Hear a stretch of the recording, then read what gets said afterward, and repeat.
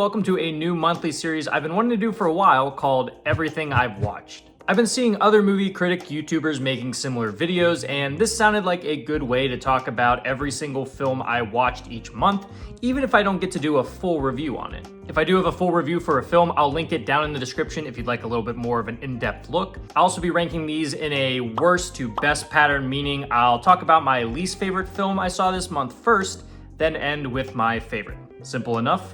Let's get into it. First, my least favorite film I saw this month was Teen Wolf, the movie. Now look, I have no real connection to the series as I've only seen the first 2 episodes.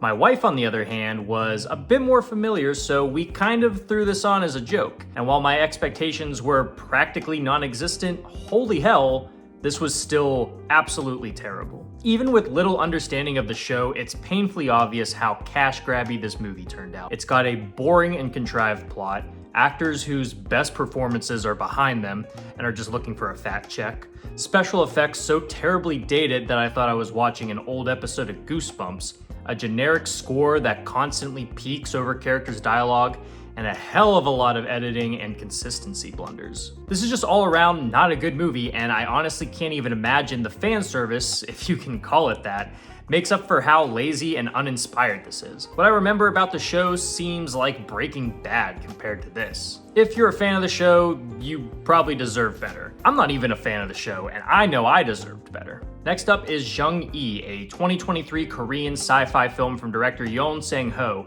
director of Train to Busan, which I love. However, this film really felt like a letdown as I found it incredibly boring and lacking in anything meaningful to say. Set on a nearly uninhabitable Earth in the 22nd century, a scientist works to clone the brain of her mother, a legendary soldier, to be mass-produced as a robotic mercenary to put an end to a long-lasting civil war. Sounds like it would be an action-packed sci-fi thriller, but actually it's very contained and not a whole lot of substance happens. There's a lot of ideas presented to you in this world, but most of them either don't get enough attention or they just aren't utilized in an interesting way. There's definitely an emotional tale to be told through this lens, centering around capitalism's eventual self-combustion, but the film's story ultimately comes out as derivative and cliche. It doesn't help that a lot of the characters and their writing are pretty terrible, and while there are some genuinely interesting design choices in the film's robot designs and set dressings, there's still a stark amount of poorly executed green screen moments that make it look like those old video game cutscenes where a real person is standing in front of a location in the game. This was a real letdown as I almost fell asleep during most of it, and I consider myself pretty patient with movies like this. Up next is Robin Hood, Men in Tights. Mel Brooks' films were a huge part of my childhood, particularly Spaceballs and Young Frankenstein. And I'll admit, nostalgia still plays a heavy hand in my enjoyment of those films, but I still defend that a lot of his movies are pretty solid regardless. Men in Tights was one I actually hadn't seen, and if I'm being honest, it may just be my least favorite of his. There's still the usual visual jokes, innuendos, and references we expect from Brooks' work, but there's still so many down spots or just unfunny or poorly executed comedy. And yeah, there's some race jokes that haven't exactly aged well, but unlike the jokes in Blazing Saddles, these just feel very cheap and bottom barrel while not really tying into the plot or any type of actual commentary. A big reason why I may not have enjoyed it as much is because I may have missed a few references to prior Robin Hood films, but even still, I don't think this stands nearly as strong as some of my other favorites from Brooks. Next, we have Megan, or Mithrigan, a horror film with a bit of self-awareness that I found to be just okay. I did a full review that you can check out here if you'd like to hear more, but in short, the film is not very scary in the slightest and doesn't really do anything new or all that interesting with the idea of a killer doll or sentient AI. The performances are fine for the most part, and occasionally the humor does work, but overall, it's not particularly memorable or so bad it's good. I don't think I'm really going to remember much of it going forward. Now for another 2023 release, Missing, the sequel to 2018 Searching. I'll be honest, the premise of having an entire film take place over FaceTime calls and webcams isn't exactly exciting to me anymore, especially when the story has to force conveniences to make that premise even work. But I do think the mystery is genuinely fun and intriguing, even if it gets a bit too convoluted at times. I go a bit more in-depth in its standalone review, no spoilers of course, so check that out if you want to learn more. Then I decided to rewatch The Menu, a film I actually already reviewed last year. I still had a good time with the absurdity of the film, even if this time around I found the commentary to be a bit more surface level than I remember. It definitely brings up some valid points about art and criticism, and it's just the way that they're presented that I found to be a little bit surface level. It's a lot of characters having to tell you exactly what is wrong rather than just relying on showing you, which I think could have been done a lot better. I docked half a point for my original score, but don't be mistaken, I still think the film is pretty funny and the acting is superb as well, especially with Ralph Fiennes and Nicholas Hoult. I also made a pretty fun cocktail to pair with the film that teaches you how to use molecular gastronomy. So check that out if you're looking to be needlessly douchey at your next cocktail party. Now let's talk about All Quiet on the Western Front.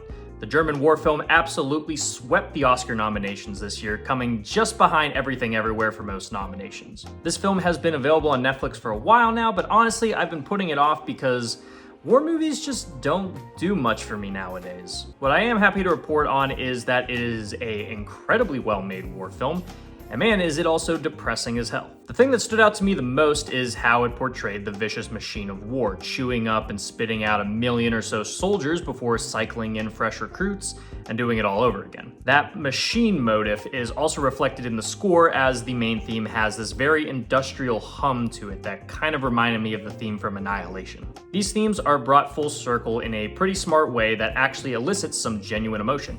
Just seeing people blow up and get shot at isn't enough to make a film dramatic. You have to find ways to give the film emotional depth so those deaths feel all the more impactful. Having likable characters certainly helps, and while I did like most of the main cast, some of the characters don't get a lot of time to develop. There's also a B plot going on that details the attempts at reaching a peace treaty between Germany and France that honestly didn't do much for me. The feeling of urgency to stop the war to save millions of lives isn't translated super well in these scenes, and honestly, I think they just kind of slow the film down. And while this movie at times feels like every other war movie you might have seen, I can't understate how effective some of these emotional moments are, leading to a gut-churning last half hour that really bummed me out in a way I actually really appreciated. Does it deserve to sweep the Oscars? Not really, but there's plenty to like and respect from this film. Next we have Heat, and man did it take me forever to finally get around to watching this. I've seen the street shootout scene so many times that I absolutely needed some more context. I'm not too familiar with Michael Mann's work, but I knew this was generally regarded as his opus. And I can see why. There's a lot cooking here that absolutely works. Those action sequences are loud and jarring and brutal in all the best ways. Then you got guys like De Niro just chewing apart every scene he's in, and Pacino who, look, I'm not gonna say it's a particularly good performance. She got a great ass, and you got your head all the way up it. But it's just so weird and clashing that I couldn't help but appreciate it. I'm a bit disappointed I didn't like this film as much as I was hoping to, mainly because I found some of the side characters to be pretty underdeveloped, and the commentary on toxic masculinity and loneliness isn't illustrated in a way that really had me buying into it. Yet the film more than earns its iconic status with those aforementioned heist scenes and some of the goats just doing what they do best. Solid stuff all around.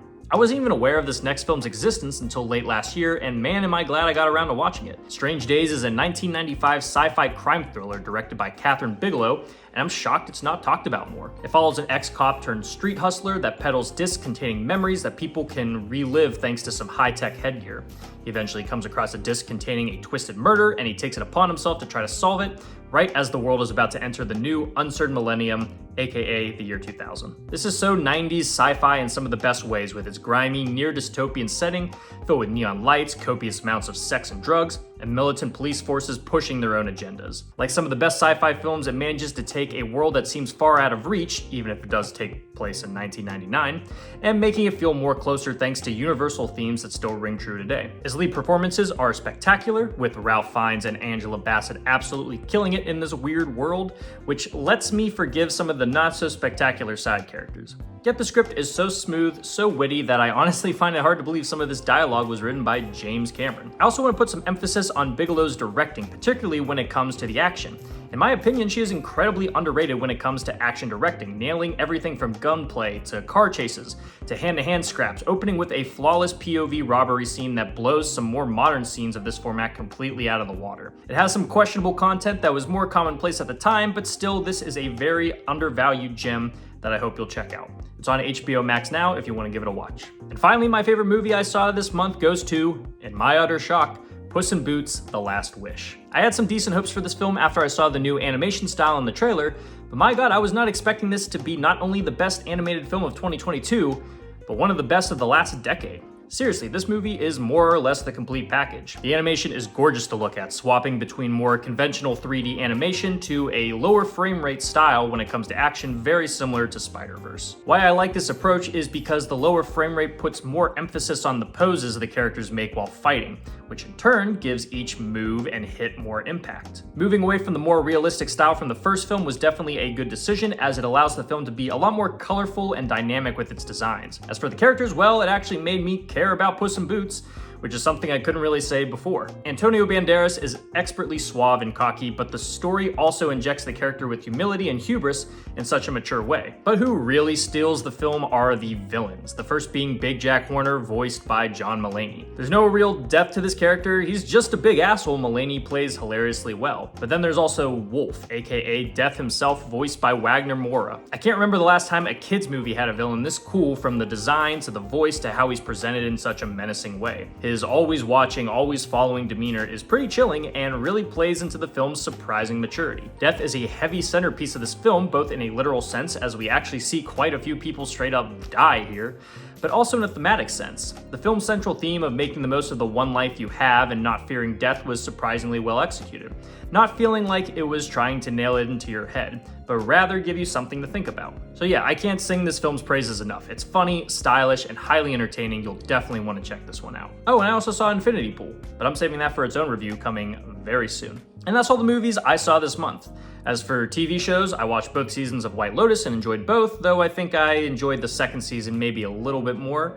I'm also getting around to finally finishing Cowboy Bebop for the first time, so I'll be excited to talk more about that down the road. And of course, I started watching The Last of Us, which I highly recommend whether or not you know anything about the games at all. Very excited to see how the rest of that season plays out. So that's it for January. We'll be back to making movie cocktails very soon, so be sure to stick around if you're interested in getting a bit more creative with your home bartending. If you want to stick around, please feel free to leave a like and subscribe if you want to help support the channel, and be sure to check out my website, martinishot.blog, if you're interested in more movie reviews and movie-themed cocktails. So until next time, thank you again for watching. I will see you in the next one. Live deliciously, but please remember to drink responsibly.